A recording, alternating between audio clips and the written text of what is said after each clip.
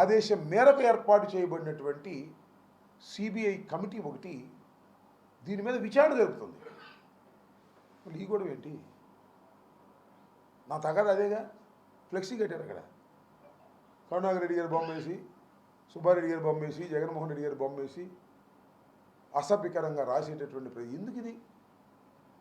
ఈ సమాజంలో న్యాయస్థానాలు ఉన్నాయి, ఇన్వెస్టిగేషన్ డిపార్ట్మెంట్స్ ఉన్నాయి.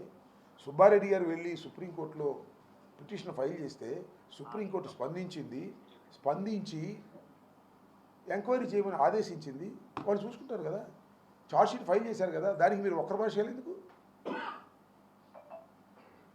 అంటే ఏదో ఒక విధంగా లడ్డూలో కల్తీ కలవకపోయినా కలిసినట్టే అది కరుణాకర్ రెడ్డి గారు, సుబ్బారెడ్డి గారు, జగన్మోహన్ రెడ్డి గారు దగ్గరుండి కలిపినట్టే అనేదాన్ని ఏదో ఒక విధంగా ప్రజల మనసులో రుద్దాలనే ప్రయత్నం చేస్తే ఎందుకు రుద్దగలుగుతారు? వాస్తవాల్ని అవాస్తవాలుగా చిత్రీకరిస్తే మీరు సంతోషపడటం, మీ ఈనాడులో రాసుకోవటం, మీ ఆంధ్రజ్యోతిలో రాసుకోవటం తప్ప ప్రజలు ఎందుకు నమ్ముతారు?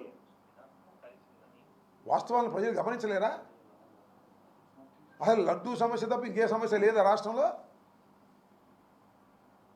అప్పన్న సుబ్బన్న అని ఒక ఆయన, జగన్మోహన్ రెడ్డి గారు పంది కొవ్వు కలిపాడంటే ఇంకొక ఆయన.